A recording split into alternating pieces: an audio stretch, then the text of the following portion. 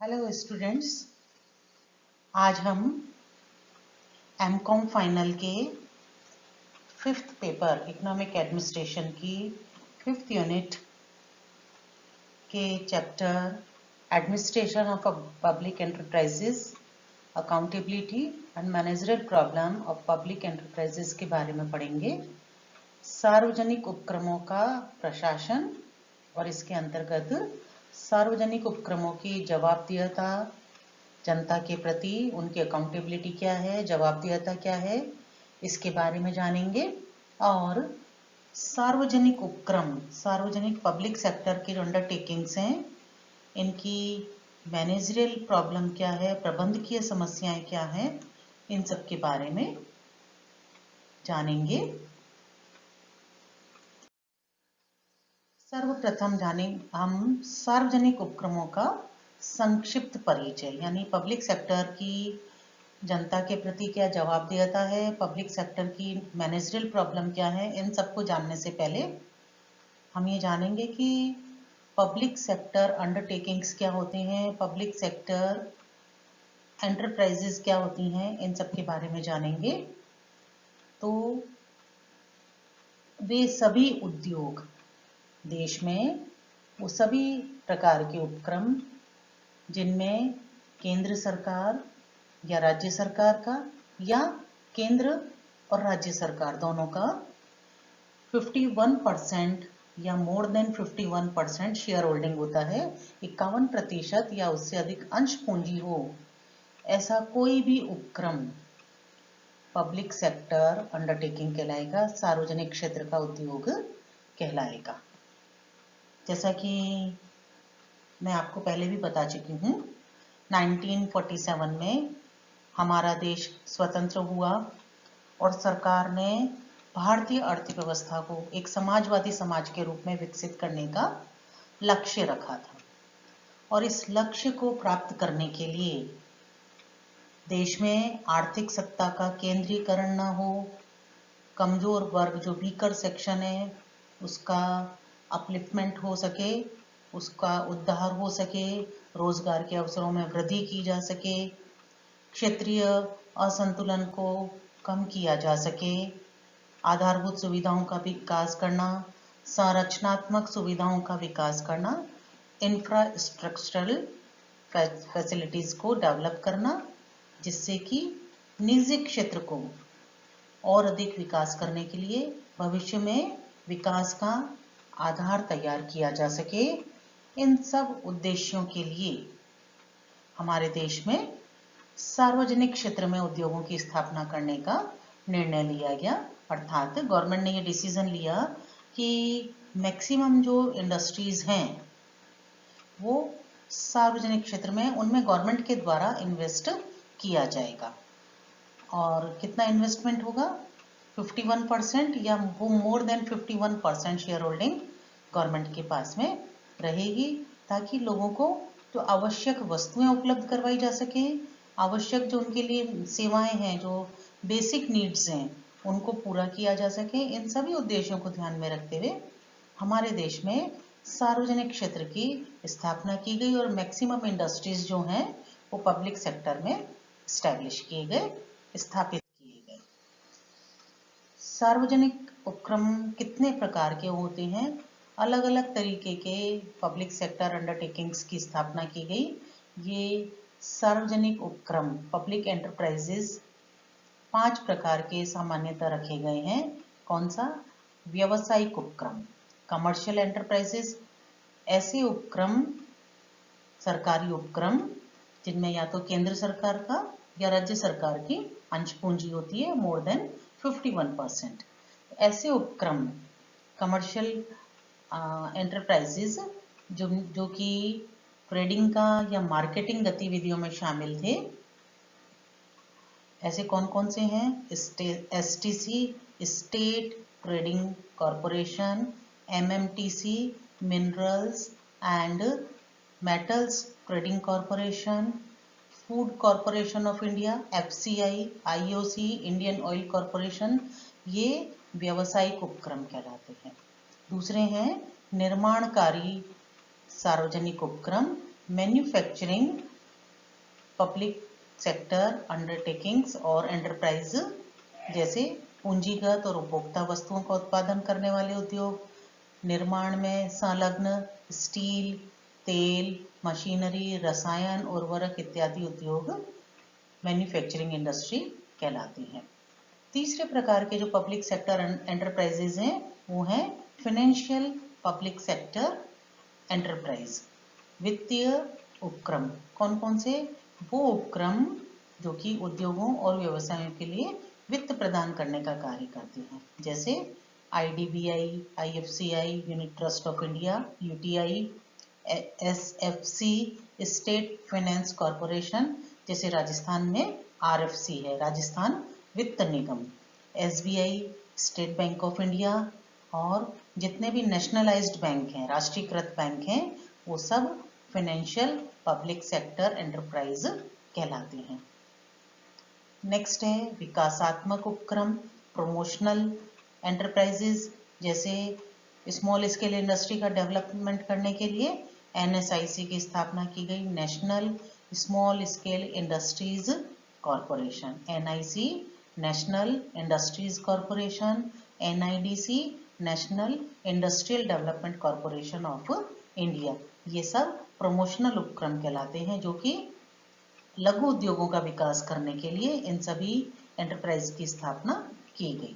सार्वजनिक सेवाएं, public utilities, जैसे दूरदर्शन, आकाशवाणी, राज्य परिवहन निगम, राज्य बिजली बोर्ड RSCB जिसे हम कहते हैं, रेलवे, डाक और तार विभाग, ये सब सार्वजनिक यूटिलिटीज के उपक्रम कहलाते हैं। और इनका उद्देश्य क्या होता है? इनका उद्देश्य होता है सार्वजनिक हित करना, प्रॉफिट कमाना इनका उद्देश्य नहीं होता है। भारत में क्योंकि समाजवादी समाज की स्थापना करने के लिए सार्वजनिक क्षेत्र में उद्योगों की स्थापना करने का निर्णय सरकार के द्वारा लिया गया था, इसलिए इनका उद्देश्य जनता का कल्याण करना अधिक था। व्यावसायिक लाभ कमाने के उद्देश्य से हमारे देश में पब्लिक सेक्टर एंटरप्राइजेस की स्थापना नहीं की गई थी, बल्कि स्थापना का उद्देश्य था पब्लिक का ज़्यादा से ज़्यादा कल्याण करना। मैनेजरियल स्ट्रक्चर पब्लिक एंटरप्राइजेस का किस प्रकार का है हमारे देश में? ये जितने भी प्रकार के उपक्रम हैं, व्यावसायिक उपक्रम, निर्माणकारी उपक्रम, वित्तीय उपक्रम, विकासात्मक उपक्रम या सार्वजनिक सेवाएं, ये 5 प्रकार के इनके मैनेजरियल स्ट्रक्चर बनाए गए हैं। जैसे एक है विभागीय उपक्रम। विभागीय उपक्रम से अभिप्राय है कि संगठनों का संचालन और नियंत्रण एक मंत्रालय के अधीन रखा गया, जैसे रेलवे मंत्रालय है, डाक और तार विभाग मंत्रालय है, और इसका फाइनेंसिंग किसके द्वारा होता है? सरकार के द्वारा किया जाता है। इसी तरह से स्टैट्यूटरी या पब्लिक कॉरपोरेशंस, निगम, संविधिक या सार्वजनिक निगम। सांविधिक निगम इनको इसलिए कहते हैं कि इन सभी संस्थानों की स्थापना करने के लिए इनके लिए एक अलग से एक्ट बनाया गया, एक अलग से संविधान बनाया गया, और उसके अनुसार इन सभी संस्थाओं की स्थापना की गई है। जैसे RBI, reserve bank of India, तो इसके लिए ये एक स्टैट्यूटरी बॉडी है, क्योंकि इसके लिए reserve bank of India act 1934 बनाया गया, एंड देन उसके अंदर में फिर रिजर्व बैंक ऑफ इंडिया की स्थापना की गई है। इसी प्रकार से IFCI, industrial finance corporation of India, SBI, state bank of India, LIC, life insurance Corporation of India, air India, STC, state trading corporation, FCI, food corporation of India, ONGC, oil and natural gas corporation of India, ये सब statutory enterprises कहलाती हैं। सरकारी कंपनियां, company अधिनियम 1956 के अंतर्गत इनकी स्थापना की गई, जैसे भेल, Bharat heavy electricals limited, IOC, Indian oil corporation, ये सब सरकारी कंपनियों के रूप में इनकी स्थापना की गई है। होल्डिंग कंपनी, सहायक कंपनियों के रूप में जिनकी स्थापना की गई, जैसे SAIL, Steel Authority of India Limited, GIC, General Insurance Corporation of India, GAIL, Gas Authority India Limited, ये सब होल्डिंग कंपनी के रूप में इनकी स्थापना की गई है। अन्य रूप जो पब्लिक सेक्टर एंटरप्राइजेस के हैं वो है कंट्रोल बोर्ड, नियंत्रण बोर्ड, पब्लिक ट्रस्ट, आयोग, सहकारी समितियां, सार्वजनिक प्रतिष्ठान, चयन बोर्ड इत्यादि के रूप में इनकी स्थापना की गई है। ये नियंत्रण बोर्ड किस प्रकार के हैं? जैसे भाखड़ा नियंत्रण बोर्ड है, इसकी स्थापना की गई। चंबल नियंत्रण बोर्ड, कोयला नियंत्रण बोर्ड या ऑल इंडिया हैंडीक्राफ्ट बोर्ड, ये नियंत्रण बोर्ड कहलाते हैं। इसी तरह से public trust, unit trust of India है, पोर्ट ट्रस्ट ऑफ इंडिया, ये पब्लिक ट्रस्ट है। आयोग जैसे स्मॉल स्केल इंडस्ट्रीज बोर्ड की स्थापना की गई, कॉफी बोर्ड है या रबर बोर्ड है, इनके लिए बोर्ड्स की स्थापना की गई है। सहकारी समितियां जैसे भारतीय व्यापार मेला प्राधिकरण है, ये एक सहकारी समिति है जो कि सार्वजनिक क्षेत्र का उपक्रम है।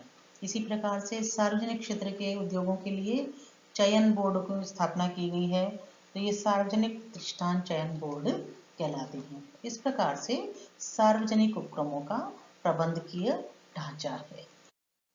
सार्वजनिक क्षेत्र के उपक्रमों की जवाबदेहता या जवाबदेही, accountability of public enterprises towards public of India.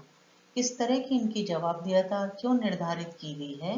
क्योंकि सार्वजनिक क्षेत्र के उद्योग वे उद्योग जिनमें केंद्र सरकार या राज्य सरकार का 51% या उससे भी अधिक शेयर होल्डिंग होती है, अंश पूंजी होती है। और गवर्नमेंट के द्वारा इन उद्योगों में कहाँ से वित्त का उपयोग किया जाता है? तो जनता से सरकार के द्वारा टैक्स या नॉन टैक्स के रूप में, सरकार के द्वारा कर और गैर कर आय के रूप में जो पब्लिक रेवेन्यू कलेक्ट किया जाता है, और ये पब्लिक रेवेन्यू जो टैक्स और नॉन टैक्स इनकम के रूप में कलेक्ट किया जाता है, ये किस में जाता है? कंसोलिडेटेड फंड में, समेकित कोष में इकट्ठा होता है। और इस फंड से सरकार के द्वारा पब्लिक सेक्टर एंटरप्राइजेज में फाइनेंसिंग किया जाता है, फंड्स का इन्वेस्टमेंट किया जाता है, कोषों का विनियोग किया जाता है। तो पैसा क्योंकि जनता का पैसा होता है जो कि गवर्नमेंट टैक्स और नॉन टैक्स इनकम के रूप में पब्लिक से प्राप्त करती है और उसको फिर सार्वजनिक क्षेत्र के उद्योगों में विनियोग करती है, इसलिए सार्वजनिक क्षेत्र के उद्योग अपने कार्यों के लिए जनता के प्रति जिम्मेदार होते हैं। और इसका माध्यम क्या होता है? ये सार्वजनिक उपक्रम संसद के माध्यम से जनता के प्रति जवाबदेह होते हैं। और इसीलिए कंपनी अधिनियम 2013 की धारा 139(5) और 7 के अंतर्गत सरकारी कंपनी और सरकार द्वारा नियंत्रित कंपनी में CAG, नियंत्रक एवं महालेखा परीक्षक को एक स्टैट्यूटरी ऑडिटर की नियुक्ति करनी होती है। तो CAG के द्वारा सभी सरकारी कंपनी और सरकार द्वारा नियंत्रित जितनी भी कंपनी है, सार्वजनिक उपक्रम है, उसमें स्टैट्यूटरी ऑडिटर की नियुक्ति की जाती है। और हर सार्वजनिक उपक्रम को अपने कामकाज का वार्षिक प्रतिवेदन यानी एनुअल रिपोर्ट, जिसको कि उसके साधारण सभा में पारित किया गया है, उस एनुअल रिपोर्ट और जो स्टैट्यूटरी ऑडिटर है जिसने उस एंटरप्राइज का अंकेक्षण किया है, ऑडिट किया है, उसकी रिपोर्ट और CAG की टिप्पणी, उस रिपोर्ट पर इस नियंत्रक एवं महालेखा परीक्षक जो भारत सरकार के द्वारा नियुक्त किया जाता है, राष्ट्रपति इसकी नियुक्ति करते हैं, उनकी टिप्पणी के सहित संसद में ये रिपोर्ट प्रस्तुत करना अनिवार्य है। अगर केंद्र सरकार का सरकारी उपक्रम है, सार्वजनिक उपक्रम है, तो संसद में इसकी रिपोर्ट प्रस्तुत की जाएगी, और यदि राज्य सरकार का सार्वजनिक उपक्रम है तो विधानसभा में इसकी रिपोर्ट को प्रस्तुत किया जाता है और उस पर इसमें चर्चा होती है। इसके अलावा सार्वजनिक उपक्रमों पर नियमन और नियंत्रण करने के लिए सरकार के द्वारा 2 संसदीय समितियों का गठन किया जाता है। पहली है लोक लेखा समिति, पब्लिक अकाउंटिंग कमेटी, जिसे हम PAC कहते हैं, और इसका जो हेड होता है वो विपक्षी दल का कोई भी नेता या व्यक्ति इसका हेड होता है, और लोकसभा और राज्यसभा के जो सदस्य होते हैं वो इस लिमिटेड सदस्य नंबर हैं उसके फिक्स, वो इसके इस समिति के सदस्य होते हैं। इसी तरह से सार्वजनिक उपक्रम समिति का निर्माण किया जाता है। इसमें भी लोकसभा और राज्यसभा के सांसद इस समिति के सदस्य बनने के लिए एलिजिबल होते हैं। तो पब्लिक सेक्टर अंडरटेकिंग्स पर, सार्वजनिक क्षेत्र के उपक्रमों पर, एंटरप्राइजेस पर नियमन और नियंत्रण करने के लिए, क्योंकि इनमें जनता का पैसा लगा हुआ है, तो ये इन पैसे का दुरुपयोग ना करें और जनता के लाभ के लिए इसका प्रयोग किया जाए, इसको निश्चित करने के लिए ये 2 संसदीय समितियों का गठन किया गया है और अंकेक्षण की रिपोर्ट संसद के समक्ष प्रस्तुत करना अनिवार्य किया गया है, ताकि संसद ये जांच कर सके कि कार्य जनता के हित में किया जा रहा है या नहीं किया जा रहा है। सार्वजनिक उपक्रमों की प्रबंधकीय समस्याएं। हमारे देश में रोजगार प्रदान करने के लिए, क्षेत्रीय असंतुलन को समाप्त करने के लिए, आर्थिक संसाधनों का केंद्रीकरण को कंट्रोल करने के लिए, कमजोर वर्ग का विकास करने के लिए, अनेक सामाजिक और आर्थिक उद्देश्यों के लिए, जनता का आर्थिक और सामाजिक कल्याण करने के उद्देश्य से हमारे देश में सार्वजनिक उपक्रमों की स्थापना की गई थी। और 1991 से पहले अधिकांशतः सार्वजनिक क्षेत्र के उद्योग, लगभग 75% हमारे देश के जो उद्योग थे वो सार्वजनिक क्षेत्र में स्थापित थे। लेकिन अनेक प्रबंधकीय समस्याओं के कारण जिन उद्देश्यों के लिए इन उद्योगों की स्थापना की गई थी, इन एंटरप्राइजेस की स्थापना की गई थी, उन उद्देश्यों को पूरा करने में ये असफल रहे और अधिकांश उद्यम घाटे की स्थिति में चल रहे थे और बजट का जो घाटा है वो लगातार बढ़ता जा रहा था। उस घाटे को नियंत्रित करने के लिए और हमारे देश में 1991 में निजीकरण, उदारीकरण और विश्वव्यापीकरण की नीति को अपनाया गया और उसके परिणाम स्वरूप अब धीरे धीरे इन सार्वजनिक उपक्रमों का निजीकरण किया जा रहा है सरकार के द्वारा डिसइन्वेस्टमेंट के माध्यम से अविनियोग किया जा रहा है। यानी कि सरकार ने जो 51% या मोर देन 51% शेयर होल्डिंग जो इन सार्वजनिक उपक्रमों में कर रखी थी, उनको अब सरकार विड्रॉ कर रही है। और विड्रॉ करने का तरीका क्या है कि या तो सरकार अपने शेयर्स पब्लिक को बेच रही है या पूरे का पूरा सार्वजनिक उपक्रम किसी निजी क्षेत्र की कंपनियों को बेचा जा रहा है और सरकार बजट के घाटे को कम करने के लिए, इन उद्योगों का निजीकरण करने के लिए अपने द्वारा जो विनियोजित धन है उसको विड्रॉ कर रही है। तो वर्तमान में इन उद्योगों की अनेक तरह की प्रबंधकीय समस्याएं हैं जिनके कारण सरकार को ये स्टेप लेना पड़ा। और वे प्रबंध की समस्याएं क्या हैं कि सार्वजनिक उपक्रमों में स्पष्ट उद्देश्यों का अभाव है, स्थापित क्षमता का पूरा प्रयोग नहीं हो पा रहा है। अधिकांशतः जो पब्लिक सेक्टर एंटरप्राइज हैं उनमें टोटल जो स्टैब्लिश्ड कैपेसिटी है उसका 60 से 70% ही उपयोग हो रहा है, यानी एवरेज 30% जो उसकी कैपेसिटी है वो वेस्ट हो रही है। अनुसंधान और विकास गतियों पर या प्रशिक्षण पर कोई विशेष ध्यान नहीं दिया जा रहा है। ओवर कैपिटलाइजेशन है, जरूरत से ज़्यादा इन्वेस्टमेंट कर दिया गया है जितने विनियोग की आवश्यकता ही नहीं थी। इसके कारण क्या है कि जो वित्त है उसका वो ब्लॉक हो गया क्योंकि उनका लाभकारी उपयोग नहीं हो रहा है। दोषपूर्ण कीमत नीति है। सार्वजनिक क्षेत्र के घाटे में होने का एक बहुत बड़ा कारण ये रहा कि इनकी जो प्राइस पॉलिसी है वो बहुत ही डिफेक्टिव है, दोषपूर्ण है।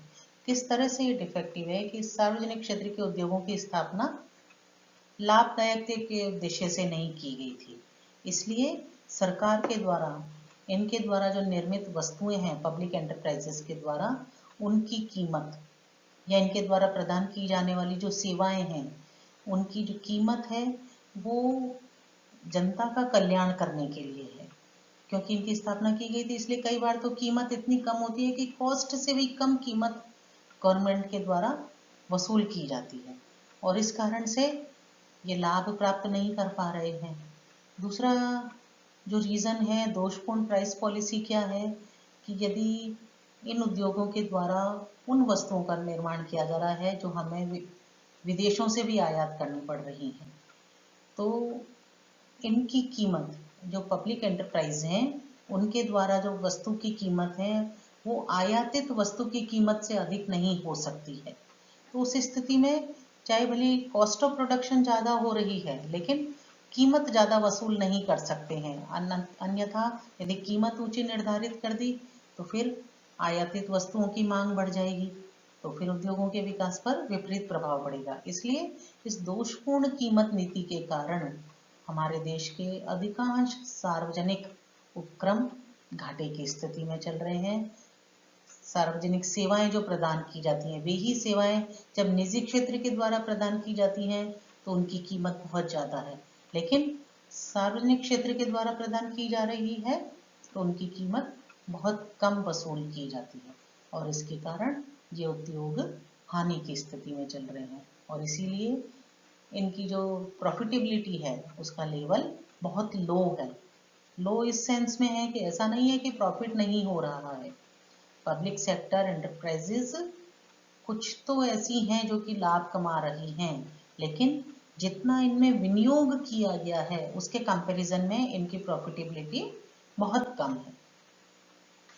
प्रबंध में व्यावसायिकता का अभाव है क्योंकि इनके पब्लिक सेक्टर अंडरटेकिंग्स पर संसदीय नियंत्रण होता है, पार्लियामेंट का नियंत्रण है, गवर्नमेंट का नियंत्रण है, इसलिए राजनीतिक हस्तक्षेप बहुत ज़्यादा है और इस राजनीतिक हस्तक्षेप के कारण जो टॉप एग्जीक्यूटिव्स नियुक्त किए जाते हैं वे सभी राजनीति से प्रेरित होते हैं और प्रशासनिक क्षेत्र से होते हैं। उनमें उद्योग विशेष के लिए आवश्यक जो व्यावसायिकता होनी चाहिए, जो प्रोफेशनलिज्म होना चाहिए, उसका अभाव पाया जाता है और इसके कारण क्योंकि उद्योग विशेष की जो संबंधित विशेषताएं हैं उनसे ये प्रशासनिक अधिकारी अनभिज्ञ होते हैं, उनको इसकी जानकारी नहीं होती है तो वे उद्योगों के विकास पर विशेष ध्यान नहीं दे पाते हैं।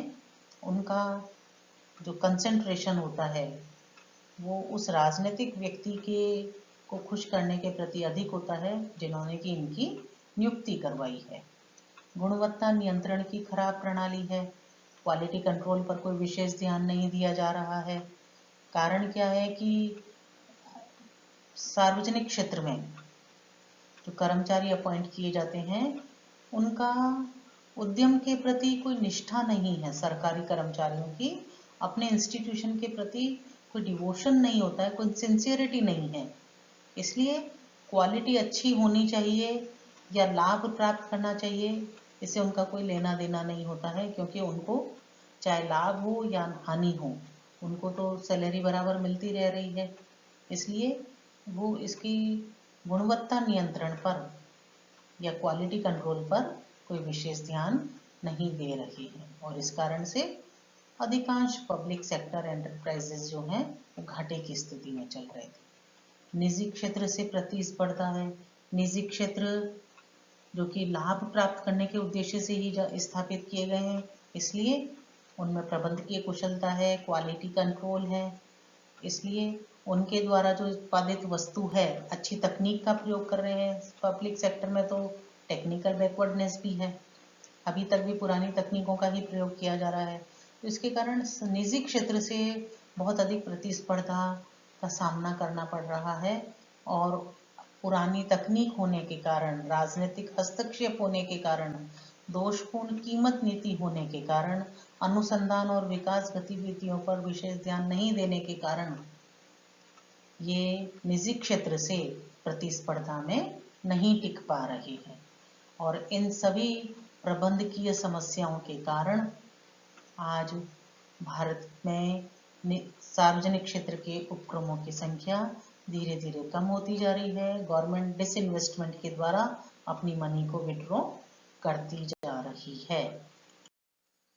वर्तमान स्थिति क्या है सार्वजनिक क्षेत्र के उपक्रमों की, कि आज भारतीय अर्थव्यवस्था का जो वर्तमान स्वरूप है इसमें सार्वजनिक क्षेत्र के उपक्रमों का महत्वपूर्ण योगदान है, लेकिन बदलते वैश्विक परिदृश्य में निजीकरण, उदारीकरण और विश्वव्यापीकरण के इस दौर में सार्वजनिक उपक्रमों की संख्या धीरे धीरे कम होती जा रही है।